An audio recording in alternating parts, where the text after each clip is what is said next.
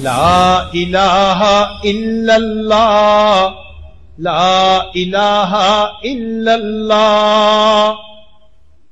Muhammadun Rasulullah, Muhammadun Rasulullah.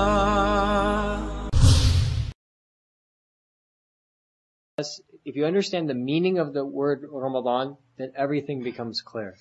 The Arabic word Ramadan basically means hot, scorching earth. That's where the word is derived from. So there's the central theme of that word is heat. Okay? And heat does two things. And that's exactly what Ramadan does as well. Number one, heat is used to purify. So for example, if you have a very solid metal, and you want to heat it up and you want to remove all the impurities from it to make it a pure form of metal, then what do? They heat it up, and then the impurities begin to melt away. Alright, some people have a self-cleaning oven. The self-cleaning oven, there's no robot that cleans that oven, right? You put the self-cleaning oven on, it heats up the oven until the temperature gets so high that any particle that doesn't belong within the metal of that oven, it automatically burns away into ashes, and then when it's done, you can just wipe it away. That's the whole concept behind the self-cleaning oven. So these are examples of what it means to use intense heat to purify, and that's exactly what Ramadan does. Now when you first do your first few fasts, it's painful. You can even sometimes feel the heat within you. You know, you want to just go, you want to eat, you're not used to it, things are different. And then when it gets into the middle of the month, then it becomes even harder because now when you first start, everyone's excited. When you get towards the end, everyone's excited. In the middle is when it becomes difficult, and some people even give up the fast altogether in the middle of the month. So, but it's because it's that heat that's being created. Although it's discomforting, it actually is purifying us. So we have to recognize that that's the first goal of our entering the month of Ramadan, that we exit purified, inshallah. The second thing about Ramadan is that anytime you apply heat to something, it has the ability to mold into a different shape.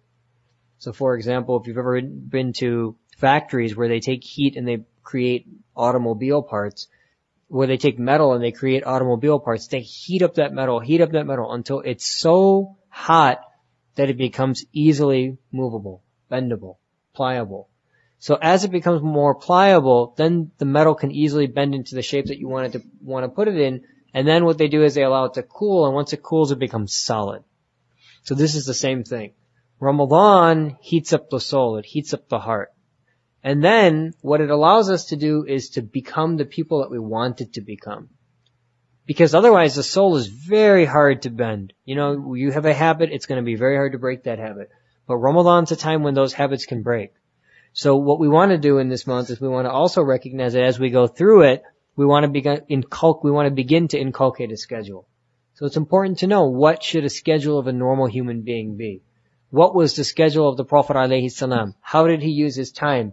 How did he allocate the important asset that Allah subhanahu wa ta'ala bestowed on him, which was his time? Anyway, that will also be discussed in these types of programs. So there's a lot of details, and I can't obviously present 5 hours of material in 5 minutes. But the point is that we can't just be ambivalent about entering the month. And if we are, and we notice that ourselves to be ambivalent, then we have to go and put ourselves in the company of those people that are excited, because hopefully that'll create a spark within us as well. So the month is coming upon us. The Sahaba used to become very excited as it approached, and they used to think and plan about how they would take advantage of it, and they definitely used to max out on this month. So may Allah subhanahu wa ta'ala give us the tawfiq to do the same. Wa akhiru ta'wana and alhamdulillahi rabbil alameen.